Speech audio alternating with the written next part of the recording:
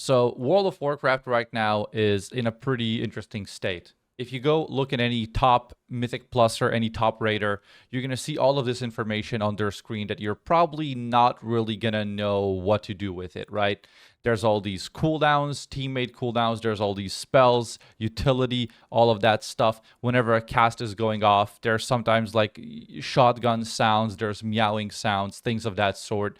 All of these things are basically hooked to combat IDs, different spellcast IDs, NPC IDs, etc. And in the next expansion, probably, we're going to change a lot of that and probably are going to slowly get rid of that in World of Warcraft. And today I want to talk about how that's probably going to impact the game and what my general philosophy and idea is and regarding which direction World of Warcraft wants to go into. So first of all, there was a interview recently with the WoW's lead developer, and there was like Max from Liquid and Dratnos, the YouTuber, and they had a pretty cool conversation. But a lot of what they were talking about was very vague, and they didn't give any specific examples besides like Hecale and things of that sort that don't really, interact with the highest level of players. But recently, we actually had a article released on Wowhead, and they actually gave some very, very good information of which direction we're going to be moving towards.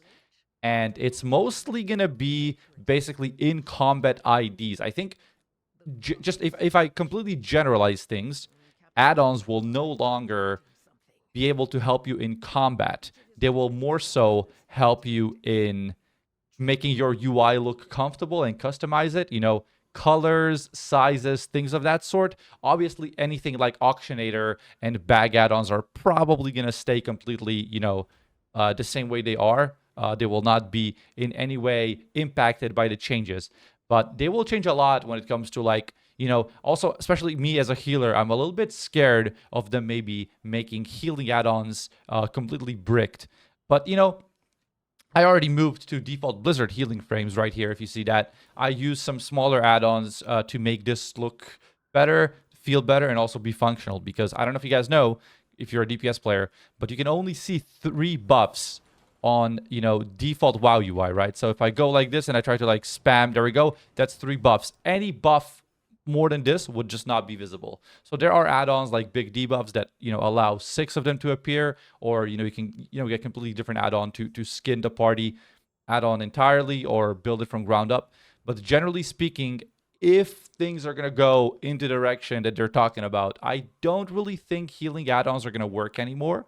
So that's like a big thing that's going to impact me. But if they take what big debuffs does and build it into the game, which wouldn't be hard because big debuffs doesn't add anything new. It just expands a little bit what WoW already does. Then things are going to be very well.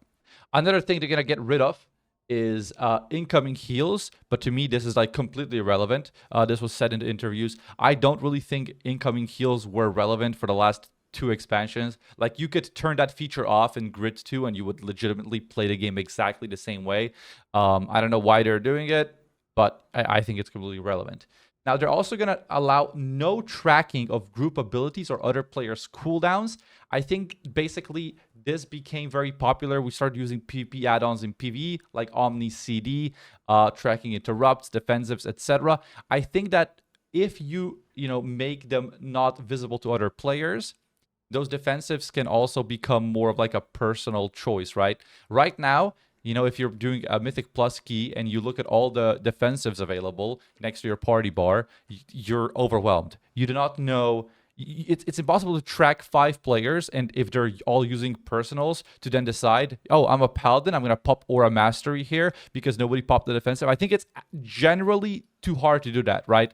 While you're fighting a pack, while you're interrupting, CCing stuff, making sure you're not in a swirly, also checking all the buffs of your allies is quite hard.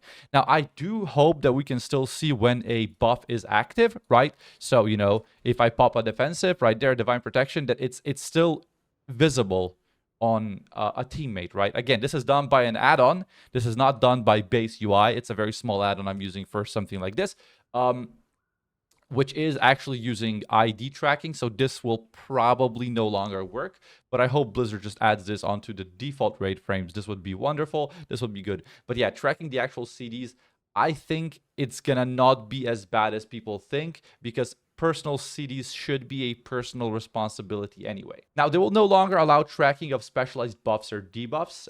These should be built into the default UI, is what they said. So if they will consider, Divine Protection a standard buff, then hey, it's gonna be built in. When it comes to debuffs, they are actually already tracked very well. The way Blizzard tracks buffs and debuffs, at least for stuff that is being casted by mobs, enemy mobs, is they do a pretty good job. It's, again, they would probably have to enlarge certain things that you have to dispel to make the UI a little bit more functional, but I do think that, yeah, debuffs are actually done pretty well. Now for tank swaps, I think tank swaps have been a very, very boring mechanic. I don't have to talk much about here. I've tanked a tier on Mythic, and I think that tank swaps were the biggest non-mechanic ever, because you just set a weak aura to do ding, ding, ding, ding, taunt swap now. But also, you could also do it naturally. I think I did it on many bosses just naturally, because I thought that the whole taunt sound was just over the top. What I would do is I would select the tank, I would focus him, and, then you would see the debuff, and you would swap on 4. And I mean, it's cool, especially if we're going to make it so there's less mechanics now, because we will no longer be using, third-party tools to shout at us for frontal, for swap, for casts. Then, just tracking a debuff naturally here is going to be very, very easy, right? I mean, stun and crowd control, diminishing returns should also be made more visible. This just makes sense. I think this is something PvPers have been begging for a while. For PvEers, this will not matter as much, probably. PvP add-ons might still tell you what classes you're facing, but won't tell you what cooldowns they've used. Very good. I think that PvP became such a heavy trading cooldown for cooldown, like by the book kind of game mode, that, this will benefit PvP very nicely. And I think PvP and PvE have been kind of growing closer and closer, because we're both PvE and PvP are affected by the fact that we have these massive talent trees now, right? That the game is like a lot harder to understand. You don't know what the exact CDs of things are, but like, oh, we're just using an add-on and we're just gonna play it by the book. And I think PvP will generally become very interesting once these changes go live. And I can't wait to watch PvP again when this goes live. Visual customization of nameplate style and scale will still be allowed, but conditional logic to change the way they look because of a buff or a debuff probably won't be. So yeah, I think that nameplates generally have been one of the most overpowered ways to make WoW easier. What high-end players do, and I did this a little bit for myself as well, but I kind of stopped doing it, is they color nameplates based on, caster, tank, just normal fighter, things like that. That's a super smart thing to do. And then they also have, like, if a mob is enraged or something, it starts shining, or if the cast is super important, it starts glowing. There's a lot of things you can do with nameplates. And, I think Plater is objectively so much miles ahead of normal nameplates that I do think that two things have to happen. So one, you limit the amount of things that Plater can do, because Plater is objectively the best nameplate add-on right now in terms of customization and in terms of things it can do. So you bring that down a little bit, and you also make the natural Blizzard default nameplates better, because that way, players are not forced to do anything. They don't need to install programs to be able to play the game.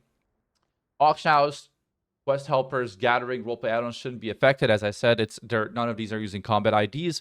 I think these should generally be fine.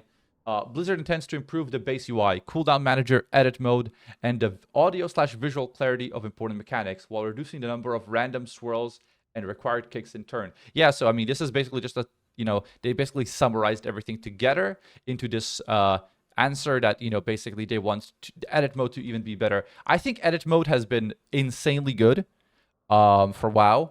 I love, using this for my UI more than, third-party add-ons personally, because it's also easier to share. You just go here, you pop that cogwheel, you share it. If you're moving computers, it's going to be really easy to change, right? But if you have like a million smaller add-ons, right? So I need a details profile, I need plater profile, I need my weak auras, I need my method raid tool profile. It's just really hard to share your UI. And that's why also so many people are just subscribing to streamers to get their UI, because they don't want to take the time themselves to make all of these customizations, right? So I think that add-ons kind of losing a lot of their features, and not even features. Add-ons basically becoming a thing of choice for customization's sake, and not being something that you need to have if you want to be competitive is going to be just a very, very good thing for the game. And I just want to, say something here, basically regarding Ovinex. If you've done that boss, basically it was an encounter where there was, I think 8 players would get circles around them, and they would need to position on 4 different eggs, and 2 of them had to be on one egg to break it. So you had 12 seconds to go into groups of 4, to groups of 2 on 4 eggs each, and without basically add-ons assigning you. So you would have 4 markers on the floor: skull, moon, square, X, whatever. And, you would start shouting the one you had to run to, and then you have to wait for the debuff to explode, and then bam, you would pop the egg open. This would not work without add-ons. I don't think it's possible in 12 seconds to communicate who goes to where. It's like Captain Garrick, X, Yamako X, Austin, like by the time you get to the last person, the time is almost over. And hear me out. The way they should do it, now that there will be no more weak auras, because with weak auras, this would be too easy, right? But they would make it so that those eggs would just have a bar, 1 out of 2, the similar way that bikes have it on first boss right now in the raid. If you've done the current raid, you know what I'm talking about. On Vexy, you get the oil and you just dunk it into the bikes, right? And it's 1 out of 2. I think they need 2 oil. I'm not sure it's 2 or 3. And the eggs would also need, 1 or 2 of those dunks, and you would just give a little bit more time for the players to just naturally run to them, or maybe bring the time a little bit lower, and then players can still communicate, right? You have a rule: dunk to the nearest one, and then after that the raid leader starts calling who should go to which one to make it a little bit easier, right? And that's a mechanic that you would just build something in game, a dunk bar, and then let the players and their creativity fix that fight for you, instead of making it an impossible fight without add-ons, right? But that's just the way that the game works right now. Some people are saying, hey, World of Warcraft is a game and add-ons play the game for you, and that's not true.